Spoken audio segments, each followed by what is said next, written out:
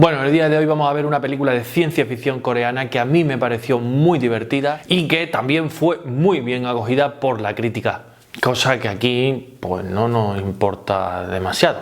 Pero bueno, en cualquier caso, bienvenidos, bienvenidas a mi canal, soy Carlos Lorite y en el día de hoy vamos a ver Barrenderos Espaciales.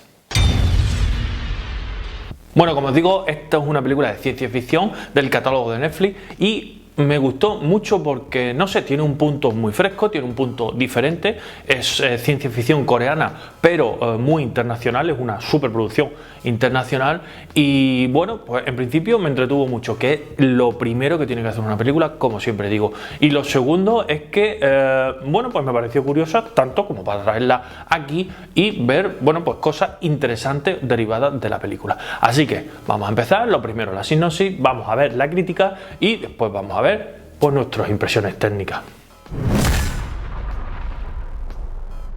Los miembros de la tripulación SpaceX Victory encuentran dentro de la nave una niña de 7 años.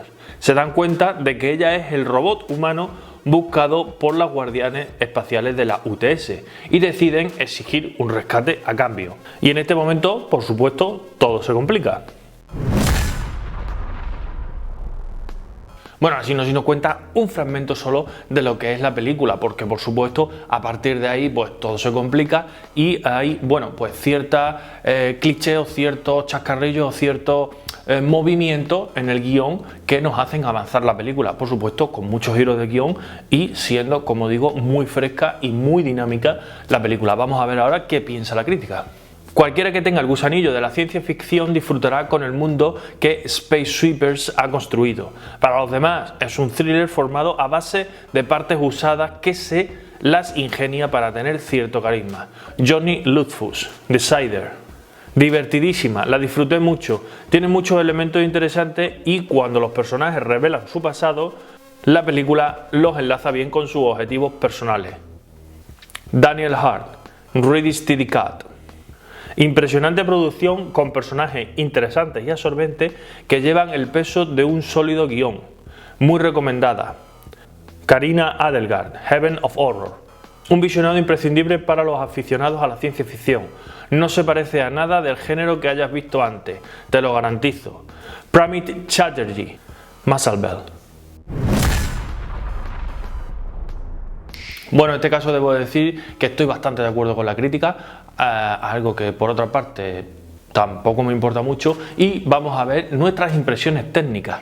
Lo primero de todo, creo que es un guión muy bien estructurado, con giros de guión, con personajes que funcionan y con, bueno, pues una estructura, nunca mejor dicho, valga la redundancia, de guión bien compuesta, simple y llanamente. Otra de las partes que me gusta, por supuesto, es el diseño de producción y cómo nos muestran ese mundo futurista, porque recordemos que estamos en el futuro, ciencia ficción, además ciencia ficción espacial, y meten un concepto que a mí particularmente me gusta mucho, que es el de los basureros espaciales. ¿Por qué? Porque en el espacio se está generando muchísima basura y digamos que en el futuro hay una división simplemente, exclusivamente dedicada a eso. Y bueno, de ahí por supuesto se deriva toda la trama, pero bueno, está muy bien construido el trasfondo, está muy bien construido ese futuro distópico y a raíz de ahí pues está muy bien estructurado guión, personajes y trama. Y por supuesto mencionar a los personajes que realmente actúan muy bien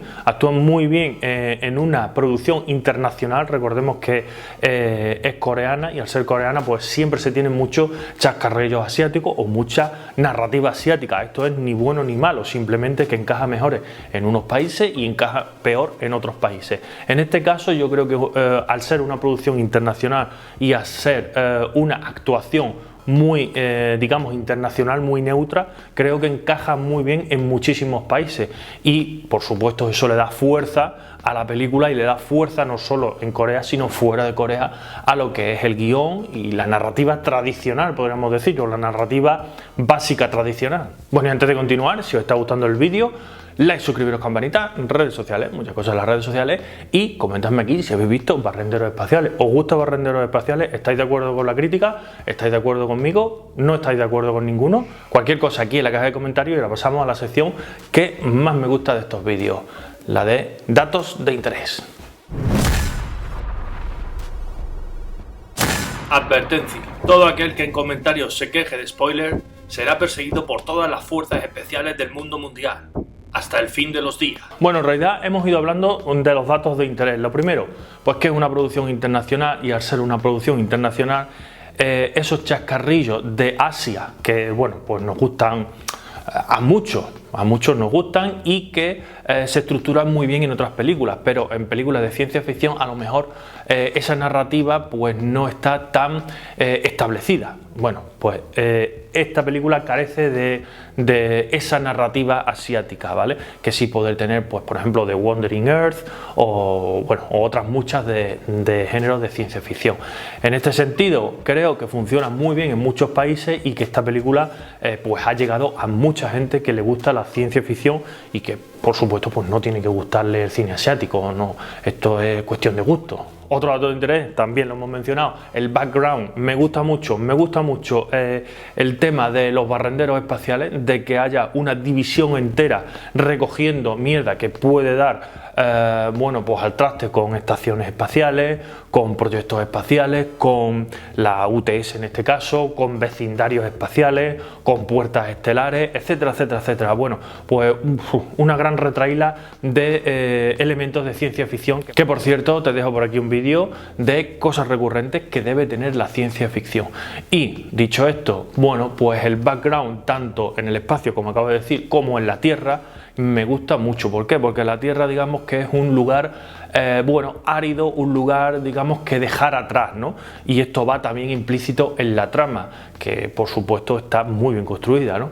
Y digamos que la Tierra es, como hemos dicho, un lugar pues árido, difícil de vivir, con, bueno, pues con todos los problemas derivados de una sociedad distópica, ¿no? Y que casa muy bien en la trama porque genera un eje de tierra, espacio y, bueno, los barrenderos espaciales y la niña robot. Bueno, y también dentro del background nos encontramos con un diseño de producción muy interesante, tanto en la Tierra con, bueno, con fichar a través de la cara, bueno, y con elementos de tierra devastada, de grandes edificios, de bueno, un entorno muy cyberpunk, hasta llegar al espacio con estaciones espaciales muy bien definidas, una estación tipo Elysium donde está la élite, una estación más cuadrada donde están, digamos, los ciudadanos del espacio, y una estación que es más como un hangar, que es donde guardan pues los barrenderos espaciales, digamos las naves de los barrenderos espaciales. En este caso hay bastantes puntos de estos escenarios y bastantes escenas en diferentes escenarios que nos dan una composición global de todo el background y de todo lo que es el diseño de producción, que también me parece por supuesto muy interesante. E hilando con todo esto, con este background, por supuesto pues tenemos el concepto de sociedad, ¿vale? Bueno, pues obviamente en la Tierra tenemos, digamos, que los más desgraciados, y después vamos avanzando, conforme vamos avanzando en el espacio, pues tenemos a los más pudientes. Y por supuesto dentro de la trama tenemos la estación Elysium, donde la élite quiere llegar a Marte y bueno, pues hacer todos los proyectos que sean, dejando la Tierra atrás. Sí, por cierto, spoiler, esto está dentro de la trama y son los malos malosos, como no podía ser de otra manera. Entonces lo que quieren es destruir la Tierra e irse directamente a otro sitio a vivir con la élite de la élite, o lo mejor de lo mejor, o la creen de la creen, o como lo queráis. Pero bueno, a lo que voy, que es la escala social está un punto diferencial con respecto a otras películas, pero clara y muy bien definida en este caso. Y otro punto de interés son el diseño de producción, que antes lo he nombrado con el background, pero ahora vamos a irnos a los escenarios interiores, a los escenarios de las naves. Están muy bien construidas las naves, tanto los controles como los espacios interiores, como los espacios de los hangares donde se reparan esas naves. Esos escenarios me parecen muy bien construidos y dan mucha fuerza a lo que es el concepto de barrendero, o el concepto en el que ellos viven. No son superhéroes, evidentemente, están dedicados a digamos, pues, trabajos más sucios, ¿no? En este caso, nunca mejor dicho, pero digamos que nos muestran unas naves muy interesantes, un concepto de nave muy interesante, que es como cabina y contenedor, y luego un entorno donde esas naves se reparan y donde ellos viven, también muy interesante. Unos escenarios muy toscos, muy sucios, pero que están bien representados con respecto a lo que es la trama y con respecto a lo que es el guión. Por eso, sintiéndolo mucho, y sabéis que soy un gran fan del diseño de producción, hay que destacarlo de todas las maneras posibles. Y bueno, y por último vamos a destacar los personajes. Los personajes funcionan muy bien, desde el primero al último, desde la capitana hasta el robot, hasta Boobs, que me parece una genialidad, tal y como está robado, tal y como está representado y tal como está interpretada esas excentricidades que tiene ese robot. Me parece unas notas de humor bastante ácido y bastante interesante, junto con los demás tripulantes que también tienen esas notas de humor, y por supuesto también hay algunos otros personajes secundarios muy interesantes. Y bueno, no me puedo ir de este vídeo sin mencionar a el bardo de The Witcher, que también sale en esta película y por supuesto sale cantando con la guitarra. Y bueno, también tiene un papel importante junto con el resto de personajes secundarios de barrenderos hacia el final de la película. Y nada, hasta aquí el vídeo de hoy. Espero que os haya gustado. Como digo siempre, like, suscribiros, campanita, redes sociales. Nos vemos en los siguientes vídeos. Chao.